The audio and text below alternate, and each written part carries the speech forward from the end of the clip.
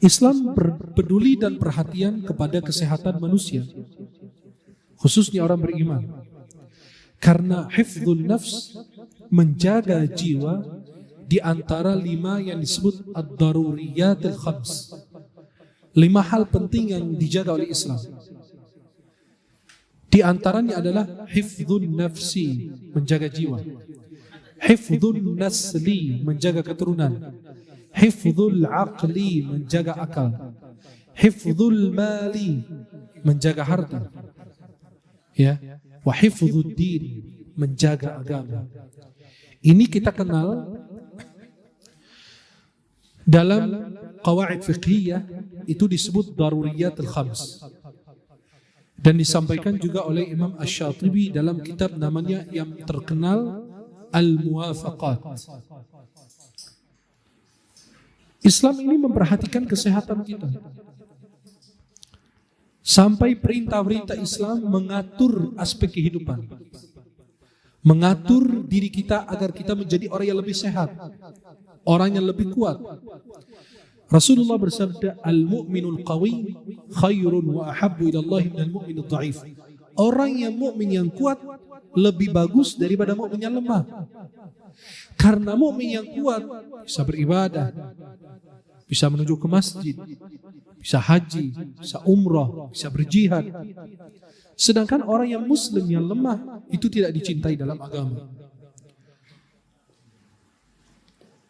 Seperti sholat, ketika kita menuju ke masjid untuk melaksanakan sholat 5 waktu, dengan geraknya kita ini adalah kesehatan untuk kita, manfaat untuk tubuh kita. Kemudian kita sholat dengan ruku, sujud, dan gerak-gerik sholat itu adalah secara kesehatan itu bermanfaat buat diri kita. Apalagi sholat di tengah malam, sholat terbaik sesudah sholat 5 waktu.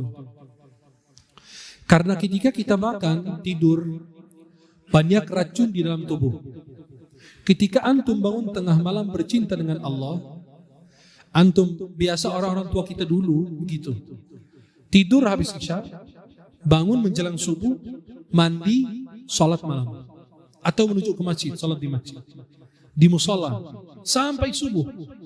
Dengan bergerak beliau dalam sholat malam tersebut, bagaimana dia terkena penyakit. Sedangkan ini orang buang racun dalam tubuhnya. Ketika dia sholat, dia keringatan. Dengan keringat itu keluar racun. Sekarang kalau orang lagi keringatan atau keringatnya bau, dia menggunakan apa? Rexona kan? Ada sebagian gitu ya. Rexona itu ada 2 macam. Ada yang menahan biar tidak keringat sama sekali, dan ini penyebab daripada kanker. Yang satu lagi, keringat tetap keluar, tapi dia buat keringat itu tidak bau. Itu masih sehat. Walaupun semuanya tidak baik, tetapi itu lebih ringan. Karena memang kalau antum menggunakan Rexona atau obat sampai antum tidak berkeringat, ketika keringat itu bertahan di dalam tubuh, tidak dikasih kesempatan keluar dari tubuh tersebut, maka keringatan tersebut itu akan menyebabkan kanker. Maka itu yang mungkin jarang kita perhatikan. Dengan kita sholat, menjaga kesehatan. Dengan kita puasa, ada hadis lemah, hadis dhaif, sumu tasihhu. Berpuasalah kalian, nanti kalian akan sehat. Dengan zakat, dengan kita berzakat, membersihkan 2, mensucikan jiwa kita dan membersihkan harta kita.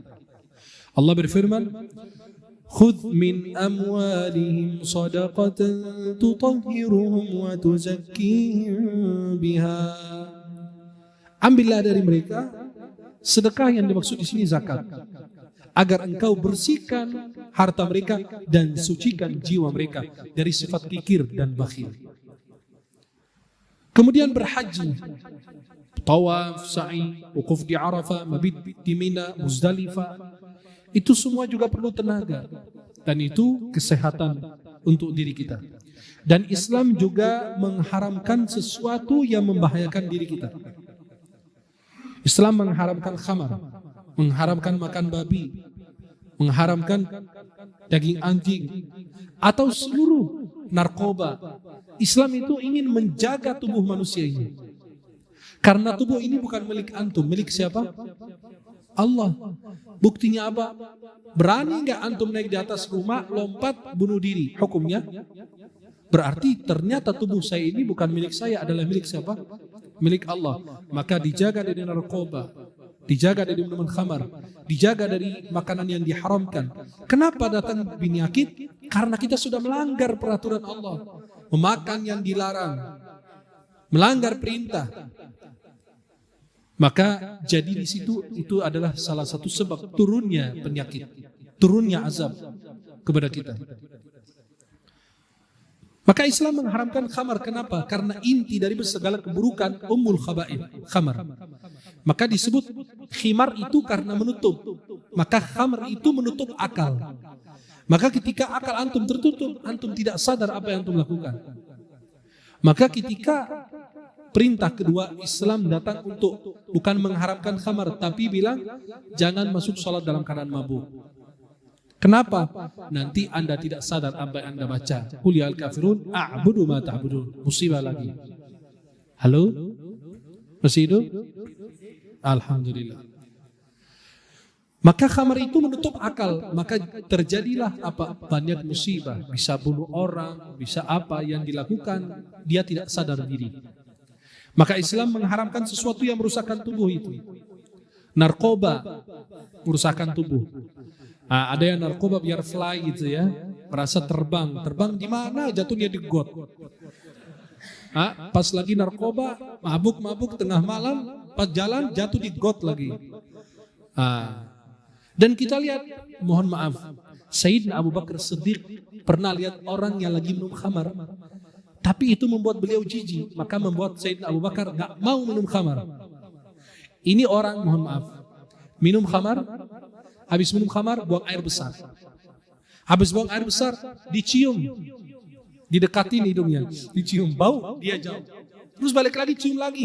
Kata Sayyidina Abu Bakar, gara-gara khamar hilang akalnya sampai dia nggak bisa bedakan ini baik atau buruk. Dan banyak sahabat yang lihat kejadian-kejadian yang membuat mereka mencegah diri mereka daripada minuman tersebut. Maka kita harus memuji Allah atas nikmat Islam yang mencakup segala aspek kehidupan dunia dan akhirat. Dan kita senantiasa memuji Allah atas nikmat-nikmat Allah yang kita bisa hitung satu persatu. Di antaranya adalah nikmat keamanan dalam negeri kita. Nikmat sehat walafiat. Rasulullah SAW bersabda dalam hadis riwayat Tirmidzi dan dihasankan oleh ulama, sanadnya baik. Man asbaha minkum aminan fi sirbih. Barang siapa di antara kalian di pagi hari dia merasa aman dalam dirinya, dalam rumahnya, dalam negerinya. Mu'afan fi jasadih.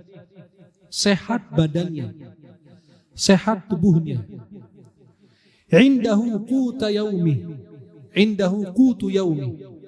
Dia memiliki makanan pada hari itu, berarti aman dalam rumah. Yang kedua, sehat badannya. Yang ketiga, memiliki cuma makan hari ini saja, bukan untuk esok. Kita Masya Allah kepingin simpan untuk 10 tahun ke depan.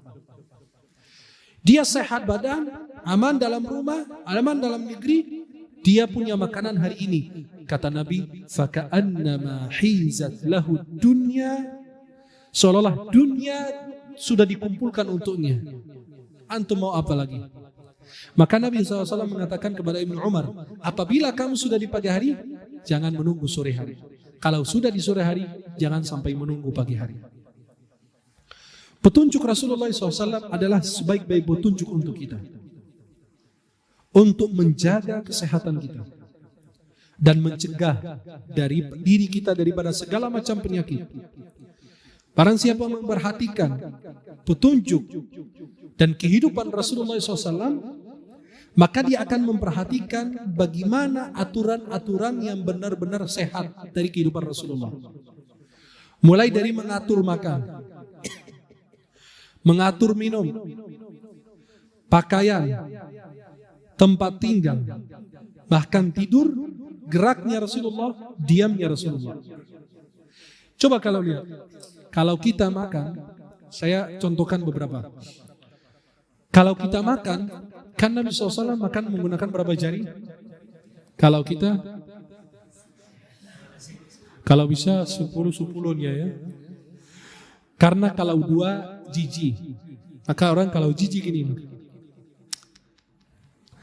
Kalau orang rakus, kalau sedang 3. Kenapa Nabi makan 3? Kalau ini Nabi kehidupannya beda. Nabi makan pakai roti, makan kurma, makan buah tin. Kalau kita di sini sayur asam, maka sayur asam pakai jari. Nah, itu kan kembali kepada kehidupan kita ya. Masalah makan minum itu adalah kehidupan kita. Ya, yang penting kita sesuai sunnah aja. Makan dengan tangan kanan, bismillah, selesai alhamdulillah. Kita tadi makan lupa, gas langsung makan, lupa bismillah. Pas tengah makan, astagfirullah. Orang lain kaget, kenapa? Kalau kita makanan haram? Tidak, saya tadi lupa baca bismillah. Terusin aja gak apa-apa. Jangan di tengah-tengahnya bismillah gitu baru terusin. Tidak. Kalau sudah lupa di awal, di akhir bismillahi fi awalihi wa akhirih. Bismillah di awal dan akhir. Udah aman insya Allah. Nabi kalau makan menggunakan 3 jari, makan nasi atau makan daging atau apa, itu jarinya itu dijilat. Kenapa dijilat? Dikatakan secara kesehatan ini ada cairan nanti keluar dari jari kita ini memudahkan pencernaan kita. Subhanallah. Hal yang luar biasa. Antum minum 3 kali sunnah, jangan bernafas di wadah atau tempat minum. Kita apa? Bismillah, minum, terus kedua kali, terus ketiga kali, baru alhamdulillah. Kenapa kita kalau minum awal dikit? Karena perut kita ini kalau lagi panas, ada apinya gitu, mau dipadamkan, maka kita haus. Kalau antum minum air banyak, perut kita belum siap untuk menerima air itu, karena suhunya di dalam itu berbeda. Halo? Udah tidur? Kan suhunya berbeda, maka kita kasih minum dikit. Kenapa? Memberikan peringatan untuk perut kita siap-siap, siaga. Ini ada air dingin mau masuk. Apalagi yang minum air es. Ya, maka kita minum 3 kali. Itu sunnahnya dan secara kesehatan luar biasa. Cara kita makan, cara kita tidur, ya, dan berbagai macam kehidupan Rasulullah membawa manfaat untuk diri kita. Nikmat kesehatan itu mahal. Kalau antum mau tahu betapa berharga nikmat kesehatan, datanglah ke rumah sakit. Maka kalau bisa seminggu sekali lihatin orang-orang di rumah sakit, betapa kesehatan itu berharga, dijaga. Anda punya usia, jangan dilawan. Anda punya umur, ya jangan dilawan. Anak muda punya kehidupan berbeda dengan orang yang sudah tua. Udah tua masih makan yang nggak bisa buat usianya, kesehatannya. Apalagi sudah tua masih merokok, itu berbahaya lagi. Apalagi udah tua masih minum soda, itu berbahaya lagi. Muda maupun tua, tetapi dari kehidupannya aja, itu kan berbahaya. Maka kesehatan itu wajib dijaga karena mahal. Maaf, kalau lihat orang yang pakai oksigen di rumah sakit berapa pakainya? Bayarnya mahal. Kita dikasih oleh Allah gratis, free. Tapi kita tidak menjaganya. Maka Rasulullah dalam hadis surat Bukhari, ni'matani maghbunun fihima katsirun minan nas. Ada 2 nikmat sering dilalaikan oleh banyak orang. Nikmat sehat dan waktu luang, waktu kosong.